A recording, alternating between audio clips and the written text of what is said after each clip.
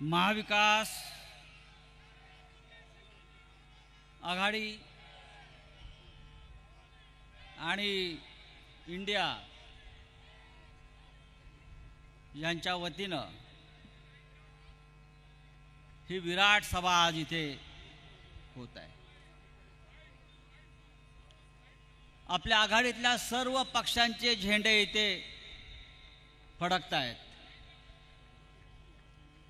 सगळेच पक्ष आहेत।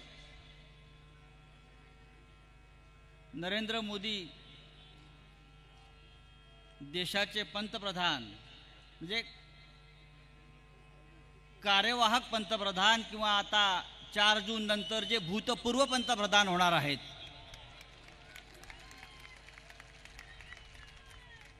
त्यांची आज मुंबईत सभा आहे।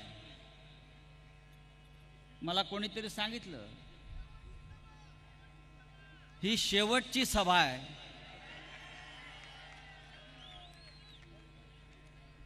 गेले काही दिवस त्यांचा मुक्काम तसा महाराष्ट्रातच आहे। मुंबईत वारंवार येत आहेत, रस्त्यावर फिरतायत,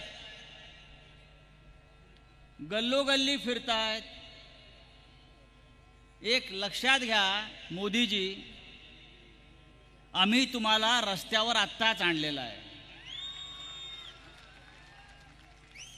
आणि 4 जून नंतर तुम्हाला तुमचा आवडता झोला घेऊन हिमालयात जावं लागेल अशी व्यवस्था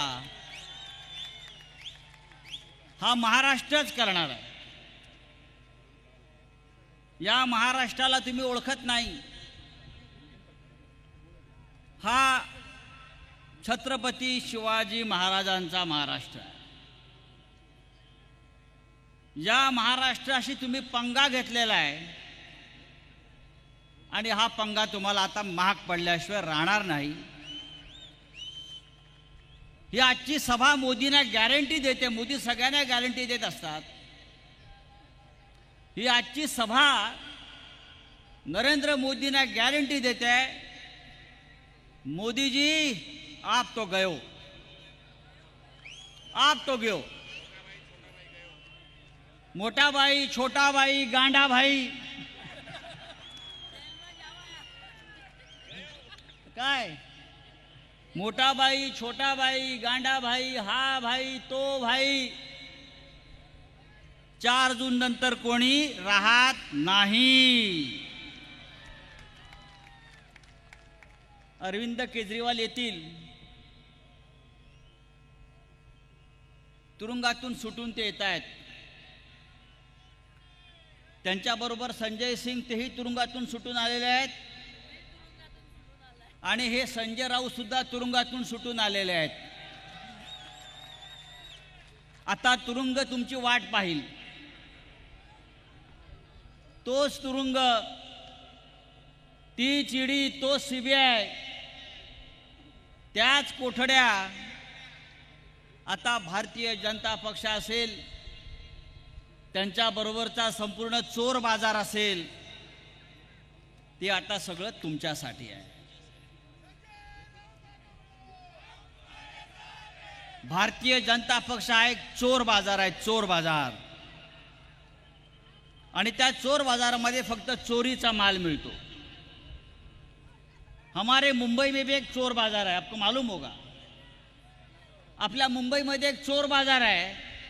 त्या भेंडी बाजारच्या पुढे अख्ख्या देशातले चोरलेला माल तिथे विकत मिळतो चकचकीत करून। तसा नरेंद्र मोदी आणि अमित शहानं इथे एक चोर बाजार निर्माण केलेला आहे। मी नरेंद्र मोदींच्या भाषणाची खरं म्हणजे आज आम्ही वाट पाहत होतो, पण अद्याप नरेंद्र मोदी शिवाजी पार्कला पोचलेले नाहीत।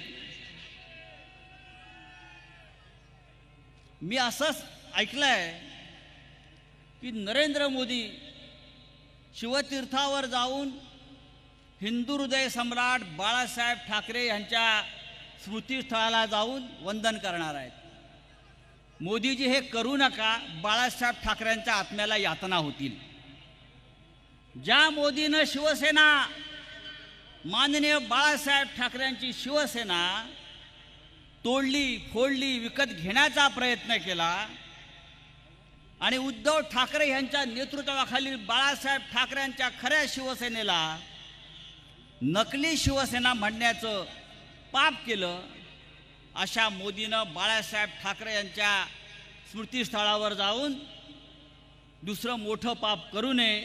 बाळासाहेब ठाकरे यांचा आत्मा तुम्हाला शाप दिल्याशिवाय राहणार नाही आणि हा शाप तुम्हाला आधीच दिलेला आहे, लक्षात घ्या. नरेंद्र मोदी, अमित शहा आणि त्यांचे सगळे झुटों के सरदार यांनी गेल्या 10 वर्षामध्ये या देशामध्ये फक्त विष पेरण्याचं काम केलं. नरेंद्र मोदींनी काय केलं या देशासाठी?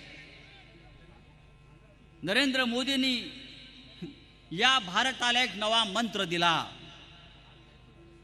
हा नवा मंत्र काय? या देशामध्ये एक नया मंत्र दिया नरेंद्र मोदी जी ने. काम धंधा मंदम मंदी प्रचंडम जिंदगी झंडम फिर भी घमंडम. फिर भी घमंडम. 4 जून के बाद ये घमंड हम उतार देंगे मोदी जी. अब आपकी घमंड नहीं चलेगी.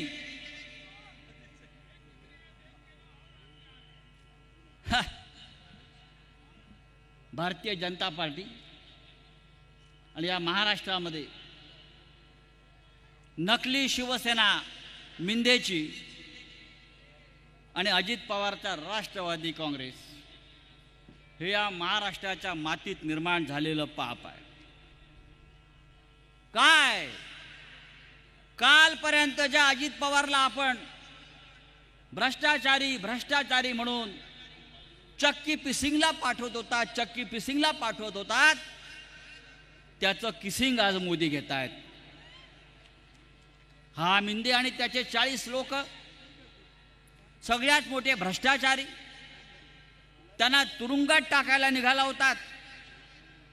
आज ते आपल्याबरोबर आपल्या व्यासपीठावर आहेत. मी नरेंद्र मोदींना विचारू इच्छितो, या देशामध्ये आपण भ्रष्टाचार मुक्त भारत करायला निघाला होतात. आज भ्रष्टाचार हाच तुमचा मंत्र झालेला आहे. भ्रष्टाचार करा, व्यभिचार करा, बलात्कार करा आणि भारतीय जनता पक्षामध्ये येऊन सत्ता मिळवा, अशा प्रकारचा एक संदेश आपण दिलेला आहे. हा देश हे सहन करणार नाही. महाराष्ट्रामध्ये माननीय उद्धव ठाकरे यांच्या नेतृत्वाखाली उत्तम चाललेलं सरकार यांनी पाडलं. कारण काय? तर आम्हाला विकास करायचा. विकास 2 ओळी तुम्हाला मी सांगतो. यांचा विकास कसा?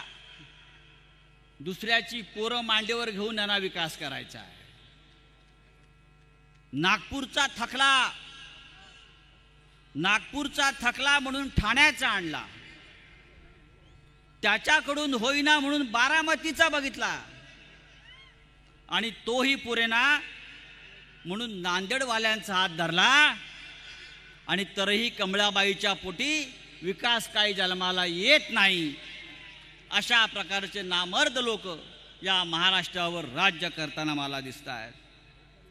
नरेंद्र मोदी असतील किंवा त्यांचे लोक असतील, गेल्या 10 वर्षात मुंबईची, महाराष्ट्राची त्यांनी प्रचंड लूट केली. आज ते महाराष्ट्रामध्ये कशा करता येत आहेत? उद्या त्यांना पुन्हा सत्ता हवी आहे. उद्या त्यांना पुन्हा इथे महाराष्ट्र लुटायचं आहे आणि उद्या त्यांना पुन्हा एकदा महाराष्ट्रावर घाव घालायचे आहेत, मुंबई तोडायची आहे. यासाठी त्यांना वारंवार महाराष्ट्रात यावं लागतं आहे की भविष्यामध्ये त्यांचं महाराष्ट्र खतम करण्याचे त्यांचं जे स्वप्न आहे ते फार भयंकर पद्धतीने त्यांना कृतीमध्ये उतरवायचं आहे. मित्रांनो, आपण सगळ्यांनी अत्यंत सावधपणे या वेळेला मतदान करायचं. महाविकास आघाडीमध्ये काँग्रेससारखा पक्ष असेल ज्याचं नेतृत्व राहुल गांधी करतात, राष्ट्रवादी काँग्रेस पक्ष ज्याचं नेतृत्व माननीय शरद पवार साहेब करतात, आणि शिवसेनेचं नेतृत्व माननीय उद्धव ठाकरे साहेब करतायत. या तिघांनी मिळून या महाराष्ट्रात आणि देशामध्ये नरेंद्र मोदी समोर एक भयंकर असं मोठं आव्हान उभं केलेलं आहे. आणि नरेंद्र मोदी कोणत्याही परिस्थितीमध्ये 4 जून नंतर पंतप्रधान होत नाही अशा प्रकारचा आत्मविश्वास या देशामध्ये लोकात निर्माण केलेला आहे. आज महाराष्ट्रात जिथे जिथे नरेंद्र मोदी जातील तिथे तिथे शेतकरी त्यांना प्रश्न विचारतोय, कष्टकरी त्यांना प्रश्न विचारतोय. म्हणून नरेंद्र मोदींनी आता हिंदू मुसलमान, भारत पाकिस्तान हा त्यांचा आवडीचा खेळ सुरू केलेला आहे. त्याच्यामध्ये आपण पडता कामा नये. आपण शांतपणे पुढल्या 72 तासाच्या जो आपल्याला निवडणुकीचा कालखंड आहे, उद्या प्रचार संपतोय आणि आपल्याला निवडणुकीला सामोरं जायचं आहे.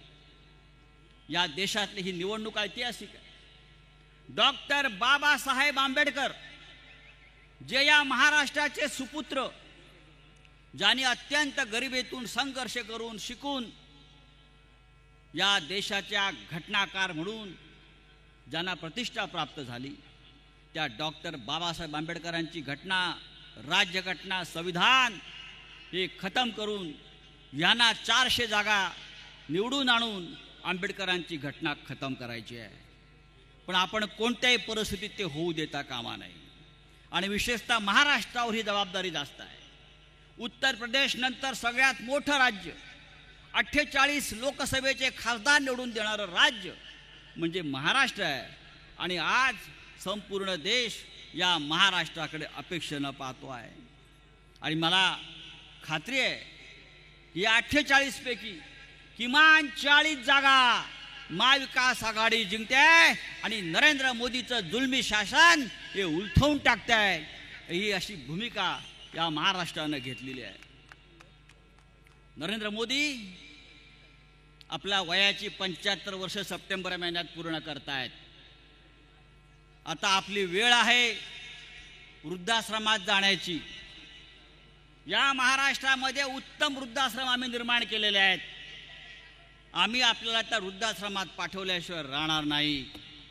आणि आपण तिथून त्यानंतर हा देश कशा प्रकारे आम्ही चालवतोय आणि पुढे नेतोय हे आपल्याला पाहता येईल. गेले 70 वर्ष या देशावर काँग्रेस पक्षानं राज्य केलं. काही काळ अटल बिहारी वाजपेयी प्रधानमंत्री होते आणि प्रत्येकानं या देशाचा संविधानाचा आत्मा जपण्याचा प्रयत्न केला. पण आज ही वेळ आलेली आहे की नरेंद्र मोदींची 10 वर्ष ही या देशामध्ये फक्त विष पसरवण्यासाठी निर्माण झाली आणि ही विष आता आपण संपवलं पाहिजे. जाता जाता मी इतकं सांगेन, कवी दुष्यंत यांच्या 4 ओळी फार उत्तम आहेत, त्या नरेंद्र मोदींनी सुद्धा ऐकाव्यात.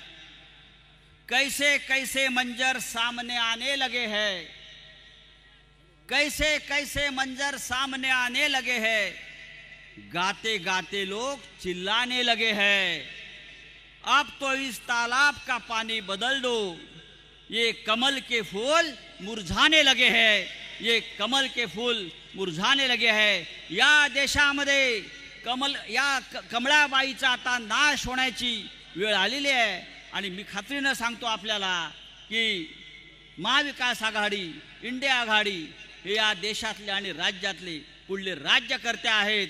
मी पुन्हा एकदा या मुंबईकरांना आणि महाराष्ट्र जनतेला आवाहन करतो की आपण जास्तीत जास्त जागा या महाराष्ट्रातून संसदेत निवडून पाठवाव्यात आणि या देशामध्ये नरेंद्र मोदीचं हुकुमशाही शासन उलथवून टाकावं. जय हिंद, जय महाराष्ट्र.